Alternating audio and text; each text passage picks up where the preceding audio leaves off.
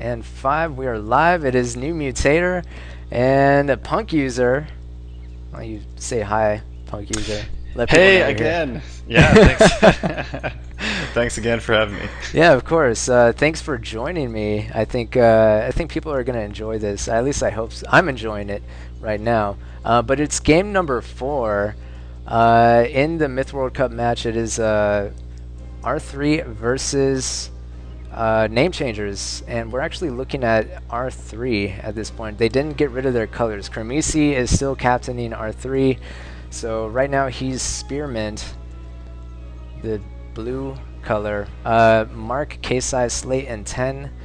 So 5 players. I guess they lost somebody, though I don't know who that would be. Well, didn't they have 5 last game? I guess Rat King left or whatever. I thought they maybe yeah, you're right. You're right. Yeah, my mistake. I thought maybe they lost somebody in addition to that. But I think you're right. Anyway, they're going to be going up against Ska and the Name Changers, Sam, Suppressive Person, Mr. Rousey, whom I've identified as August, Adrenaline, Captain, a flock of seagulls, and Limp Biscuit, I imagine, are here as well. So yeah, they're actually Captain and Limp are actually sitting this one out, it looks like. Nice. Yeah, and this is of course our favorite hilarious dwarf bouncing general bubble creating dude, right? Oh yeah. This is I actually kind of like this map because it's so interesting. You know, it's got the temples, which I like them, even though they don't always make for, you know, they add just a unique strategic element to the game, and I think it's interesting to me. Doesn't always make for a great game though, but sometimes it does actually. But I've never really figured out how to use the general's force field thing with the dwarf, like how people are able to use it. I think my guess is originally it was supposed to be more of a defensive thing, right? And then it's kind of interesting. It's like, oh, you throw up the force field while artillery is coming in and it blocks it or whatever. But in practice, it just becomes a carpet bombing mechanism, right? Because if you put it in front of the dwarves at the right range, then they throw their bottles through it and the bottles just get accelerated. So they go flying further than they would have otherwise, which makes for some pretty incredible things sometimes. I think it was last year's Myth World Cup finals where, oh, who was it? I don't remember who it was, but somebody was just like consistently hitting like long range shots like across an entire screen type thing of these things against like critical units. So it's definitely an opportunity to show off your skills, but like I said, it does, you know, it'd be neat to see it used defensively sometimes too. Defensively, yeah. I think more often than not, though, it's an opportunity for somebody to embarrass themselves because, you know, from what I've seen and in my experience, when that force field is up and you try to position your dwarf just so, more often than not, the dwarf just destroys himself. Yeah, you got to be careful, definitely.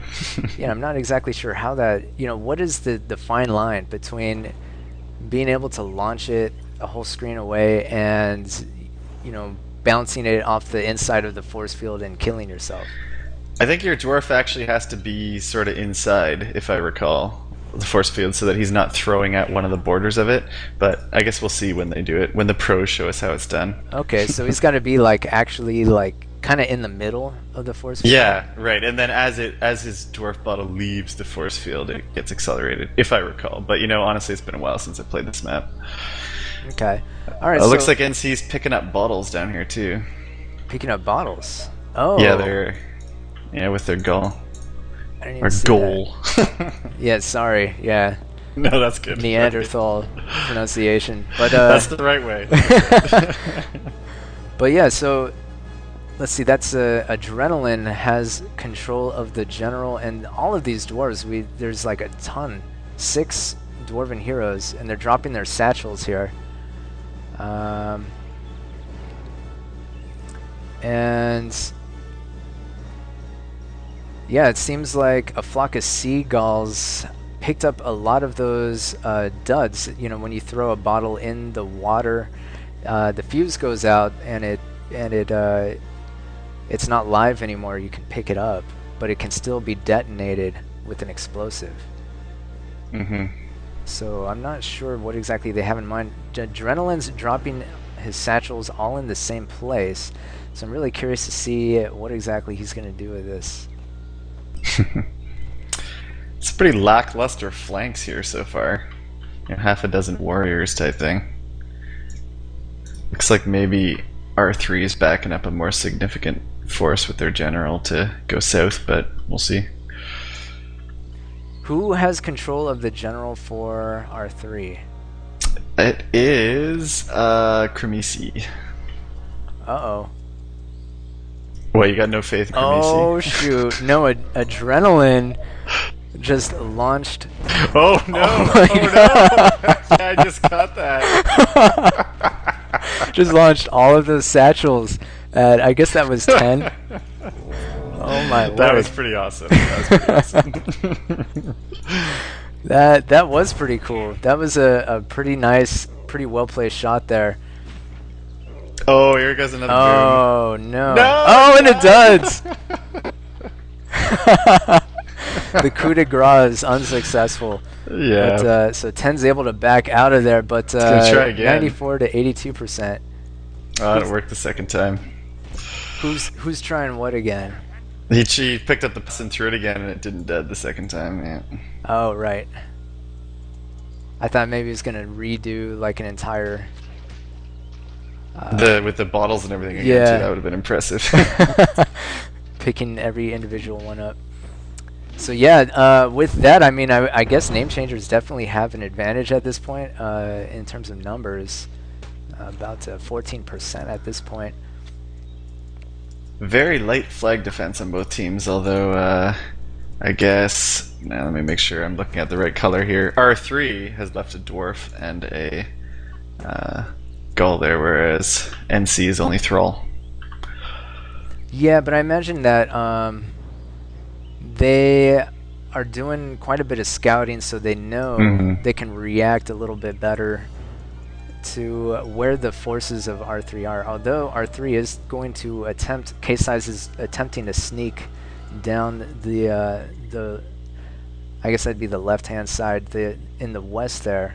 Although he does, I don't know if he's going to actually go through with it or not, because Mr. Rousey is going to head him off, it looks like. Oh, here comes your dwarf carpet bombing in the mid here. Oh, here we go. Oh, it just went out. Okay, it'll be back. Kermesi's going to... Well, no, he ends up dudding. Oh, nice bomb! Nice bomb when he gets the general. Little counter puss, though. That should save him. Yeah, that one didn't explode nearly like I thought it might. No, like forest giants, those generals are a little bit vulnerable to being frozen.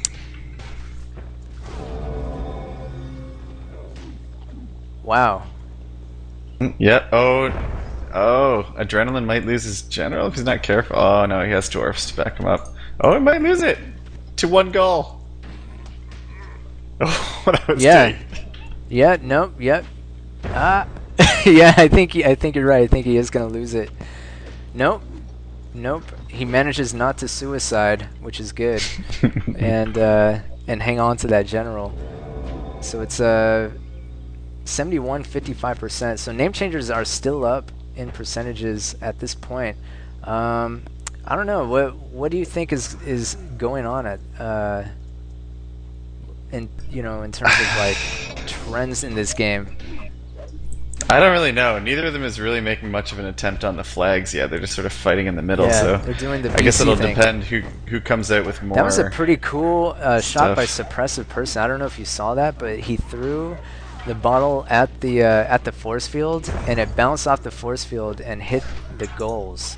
Like he used the Right. force field to bounce the shot. Oh no! That was pretty Lost innovative. his general. Did you see that, or am I ahead of you?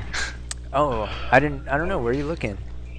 Cremisi just lost his general in the mid. I don't know What time if are I you saw at? that. Yeah, I'm at 5:14 at this exact moment. Well, it's now Okay. 5:10. I'm a little ahead of you, but not enough to... You can probably see his dead body there. Yeah, I do. Yeah, you're right. I see it now. 5, Completely oblivious. Yeah, it looks like NC's going to come out on top of this one. Pretty significant percent advantage. Yeah, I think with that opening move, it's really hard to not come out on top because that is just such a. I don't know. I think that's pretty bad for the R3 morale. Even though it's a laudable maneuver, and I think they were like, wow, well done. But at the same time, they're like, wow, we're at we're at a not insignificant disadvantage coming into this game. We haven't even seen any battle, and Yep, definitely true. so it's really hard to especially when you're already losing, to I don't know, to come back from that discrepancy in percentages, because it was a good 10%. Yep. Yeah, so he's still got this hill, which is nice for the dwarf, but last Myth World Cup, dwarf got picked right off of that hill by a long carpet bomb from the general, and the dwarf. Don't think we're gonna see that again, but like I said, if you want to see some pretty amazing shots with that, go check the finals of Myth World Cup last year. All right. With the I think it was the Bulls that did a pretty good Chicago shot. Bulls. Yeah, so that's. Yeah. I guess that would be. Oh yeah, see what he's doing here? They stand it right at the edge, but inside it. Well, last time I tried that, I ended up losing my dwarf. So I guess there's. Yeah. There's Oh, that was a good shot. that one did go pretty far. Let's see. He's attempting to pick off that dwarf. Oh, you hit the That was a nice shot, but didn't quite connect. Yeah, I guess the Chicago Bulls last year in the Myth World Cup 2011, I guess that would be the Southern Parkian team this year, for the most part, with a few alterations, but it's basically the same team. Kermesi's dwarf. Oh my gosh, there he goes. He ends up going up in a. And all his satchels were ignited at the same time. But yep, there you go. That is it. There was just one remaining thrall for R3 on that flag, and with one swing of the sword, he is taken out.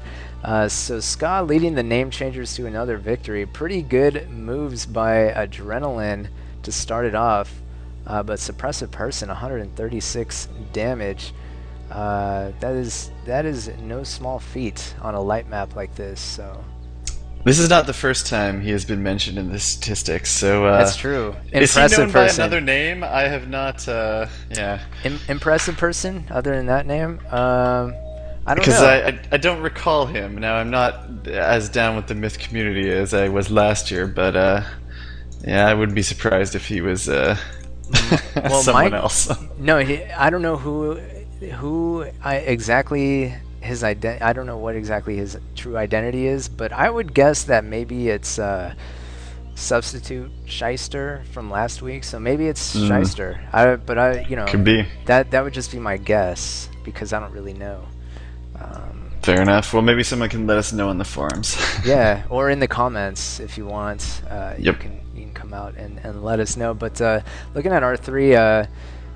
Kermesi had the most damage, but obviously not positive ratios. 10 with positive ratios, but not by much there. 10 kills and 9 losses. So we're going to go ahead and power through to game number 5. I think Name Changers actually won this match already, 3-1, right? Yeah, I'm pretty sure that's right. Yeah, so they've already won. That means that R3 is sent to the bottom bracket for next week, and Name Changers are going to move on. I don't know exactly who they play just yet, but we still have one more game to go, so we're going to go ahead and move into that right now. Why don't you sign out, tell everyone who you are in case they missed it by skipping time or something. Yeah, sure. Yeah, I know. I'm Punk User. I I was unable to play in Myth World Cup this year, but Well, happy both of that I'm. us. Yeah, that's Yeah, actually that's the case with both of us. But yeah, I'm NewMutator, and we'll see you game number 5. sounds good.